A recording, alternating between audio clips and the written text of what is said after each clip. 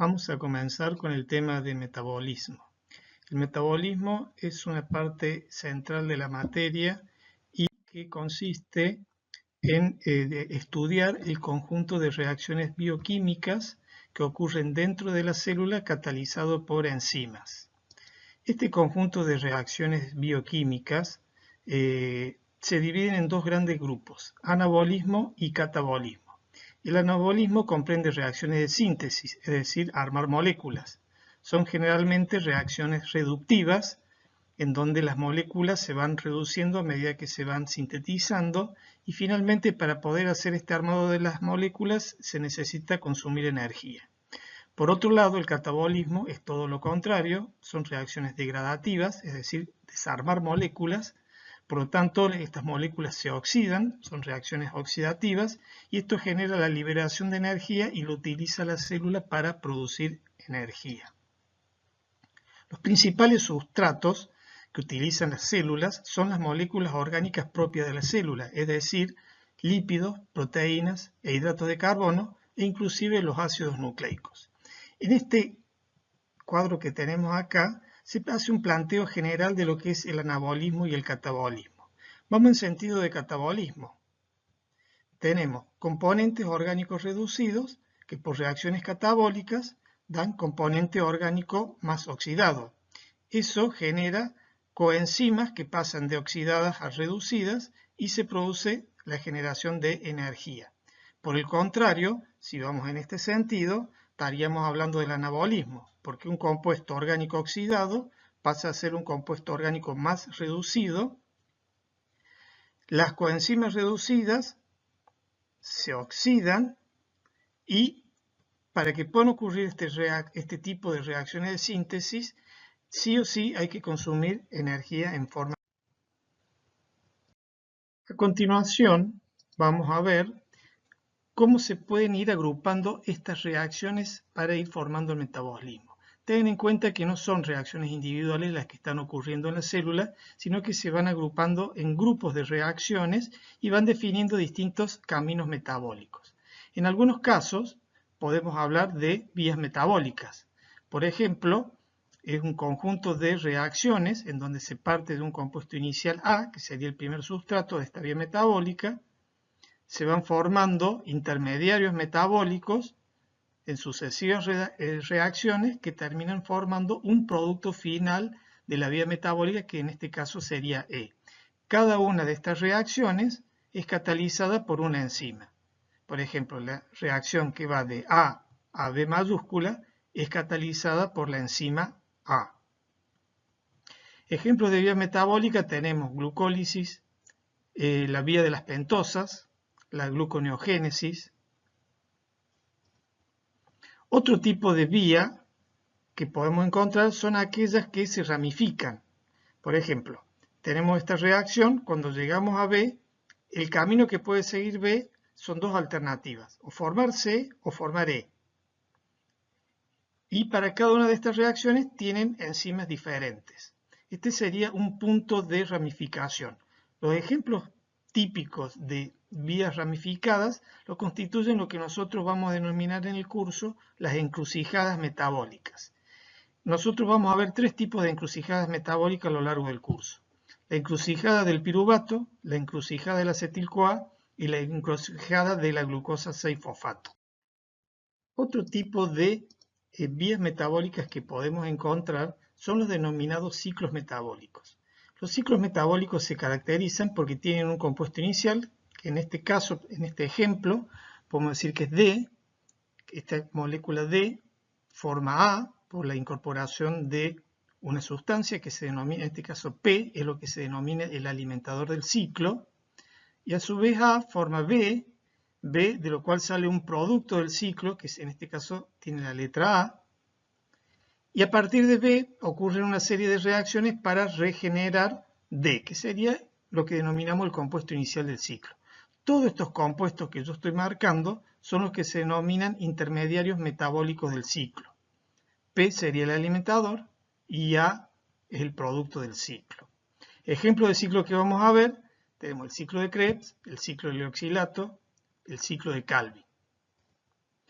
En algunos casos se forman ciclodobles. Por ejemplo, el ciclo de la urea. El ciclo de la urea tiene un compuesto, digamos, que es intermediario para ambos ciclos. A su vez, los ciclos tienen alimentadores, como S, y productos del ciclo, como P. Otro tipo de vías que vamos a ver son las que se denominan vías reversibles.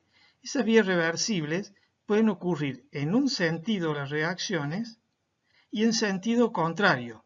Cada una de estas reacciones son reversibles. ¿Qué quiere decir reversible? Que la reacción puede ocurrir en el sentido de A a B o de B a A. Siempre cada una de estas reacciones tengan presente que son catalizadas por enzimas. Suele darse la situación que en algunos casos que son vías reversibles, tienen alguna reacción en particular, por ejemplo en este ejemplo, de D a E, la reacción ocurre en un solo sentido. Para poder retornar hacia atrás, lo que sucede es un atajo, una alternativa metabólica que permite un desvío para volver hacia atrás y a partir de ese punto las restantes reacciones son reversibles. Vamos a repasar lo que era una ecuación bioquímica teniendo en cuenta el sustrato, el producto y la enzima. Como pueden ver ustedes, acá la enzima se une al sustrato, forma el complejo enzima-sustrato. Luego se forma el complejo enzima-sustrato donde ya el sustrato se transformó en producto y se libera el producto y queda la enzima disponible para catalizar nuevamente la reacción. Gráficamente tenemos la enzima, el sustrato, el complejo enzima-sustrato, la formación del producto con la enzima que luego este producto se libera de la enzima. Toda reacción bioquímica implica una transformación. Y cuando hay una transformación se produce un cambio en la estructura de la molécula, un cambio de la energía y a veces hay cambios en los estados de oxidación. Por lo tanto, dentro de esta clase de metabolismo, donde estamos presentando los conceptos generales del metabolismo, vamos a hablar un poco de lo que es estos cambios de energía y qué es estos cambios de los estados de oxidación. Por ejemplo, vamos a presentar acá lo que es la transferencia de energía. Para la transferencia de energía, en una reacción bioquímica, normalmente se necesita de la ayuda del ATP. El ATP es la molécula que tiene el mayor alto poder de transferencia de energía y es la más usada en las reacciones bioquímicas. Por ejemplo, una hidrólisis de ATP puede dar ADP más fosfato inorgánico, y se libera una cantidad de energía de 7,3 kilocalorías mol. Otra de las formas en que se puede hidrolizar el ATP es formar AMP más PPI, pirofosfato. También el delta G que se libera es exactamente el mismo, de 7,3 kilocalorías, negativo. Cuando el delta G es negativo, significa que hay liberación de energía. En el caso de las reacciones endergónicas, son aquellas que necesitan el aporte de energía, estas reacciones tienen que estar acopladas a la hidrólisis de ATP o a alguna otra molécula similar al ATP, que podría ser con algún otro nucleótido como el GTP. Por ejemplo, la reacción que va de A a B tiene un delta G de más 4 kilocalorías mol. Eso significa que es una reacción que necesita del aporte de energía. El aporte de esa energía se lo va a dar el ATP. Como ya vimos anteriormente, si hidrolizamos el ATP, se va a liberar menos 7,3 kilocalorías mol. Entonces, si acoplamos ambas reacciones, o sea, la reacción de A a B acoplada a la hidrólisis del ATP, tenemos que A más ATP nos va a dar B más ADP más PI, fosfato inorgánico, con un delta G neto de menos 3 kilocalorías mol. Por lo tanto, esta reacción ahora puede ocurrir. Para entender un poquito mejor al ATP, vamos a ver cómo es su estructura química. El ATP es un nucleótido Y como todo nucleótido tiene una pentosa, que es un hidrato de carbono de 5 átomos de carbono, carbono 1, 2, 3, 4 y 5. En el carbono 1 se une una base nitrogenada. En el caso del ATP, esa base nitrogenada es la adenina. Y además, en el carbono 5 se unen fosfatos. Un fosfato, dos fosfatos, tres fosfatos. Como ustedes pueden ver, el primer enlace del fosfato con la pentosa es una unión de tipo éster. Se llama fosfoéster. Mientras las otras uniones entre fosfatos se llaman enlace fosfoanhidro. Esos enlaces fosfoanhidro son los que cuando se hidrolizan, si ustedes cortan acá, se liberan menos 7,3 kilocalorías mol. Lo mismo acá. ¿Por qué? Porque los enlaces son exactamente iguales. Bueno, ahí tenemos los componentes que forman el nucleótido.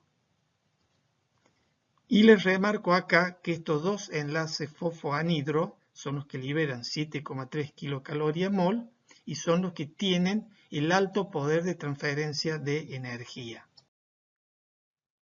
Vamos a ver la hidrólisis del ATP, pero gráficamente. Acá tenemos la base nitrogenada, la adenina, la pentosa y los tres fosfatos. Con esta línea azul se está marcando los enlaces fosfoanhidro, que son los que liberan los 7,3 kilocalorías mol. Cuando ustedes cortan acá, ¿ven? Queda un ADP, es decir, con dos fosfatos. Acá lo tenemos con tres fosfatos, por eso se llama ATP. Con dos fosfatos, ADP, más un fosfato que quedó libre. Y acá se liberó energía, que equivale esa energía a los 7,3 kilocalorías mol. Veamos nuevamente la estructura del ATP, el ADP y el AMP. Si yo tomo en cuenta la adenina, la ribosa y un fosfato, tengo lo que se denomina AMP. Si agrego un segundo fosfato, tengo lo que se denomina el ADP. Y si agrego un tercer fosfato, lo que se denomina el ATP. Vamos a hablar un poquito y rápidamente de lo que es la carga energética. La carga energética es un concepto que trata de expresar el estado energético en que se puede encontrar una célula. Para calcular ese estado energético que se encuentra una célula en un determinado momento, se debe utilizar esta ecuación, en donde la concentración de ATP, que tiene dos enlaces fosfoanhidro, más medio ADP, que tiene solamente un enlace fosfoanhidro disponible para aportar energía, dividido a la concentración de ATP más la concentración de ADP más la concentración de MP, eso es lo que significa la carga energética. Ese valor de carga energética oscila entre 0 y 1. 0 directamente no tiene carga energética y todos los componentes de la célula se encuentran en forma de AMP. En cambio, si es máxima esa carga energética, el valor es 1, y para que eso suceda, a través de esta ecuación, todos los componentes de nucleótidos fosfatos de adenina tienen que estar en forma de ATP. Vamos a hacer un análisis de este gráfico que nos va a indicar la velocidad relativa con que va cambiando la carga energética. Si seguimos esta línea, estaríamos analizando las reacciones anabólicas. Y como ustedes saben, las reacciones anabólicas consumen energía. Es decir, que si yo me encuentro en este nivel, digamos, estamos en un punto donde la carga energética de la célula es baja. Lo normal para una célula es que su carga energética esté en este punto de acá, con una carga de 0,9. Entonces, en función de eso van a ocurrir o reacciones anabólicas o reacciones catabólicas, va a predominar una o la otra. Si yo me desplazo hacia 0,8, es decir, me encuentro una célula con una carga energética de 0,8, lo que van a predominar son reacciones de tipo catabólica, que son en línea de punto. Al predominar las reacciones de tipo catabólica sobre las anabólicas, la carga energética va a ir aumentando hasta llegar a este valor. Y eso va permitiendo que las reacciones anabólicas vayan aumentando. Lo mismo, si yo me paso a este valor de carga energética, eso significa que a la célula le está sobrando energía. Por lo tanto, van a predominar reacciones de tipo anabólica sobre las catabólicas y la carga energética nuevamente va a tender a bajar hasta este punto. Por lo tanto, lo que nos está indicando este gráfico, que la carga energética es un valor que más o menos se mantiene constante dentro de la célula. Cuando es muy baja, predominan reacciones catabólicas y las levantan, y cuando es muy alta, predominan reacciones anabólicas que bajan esa carga energética.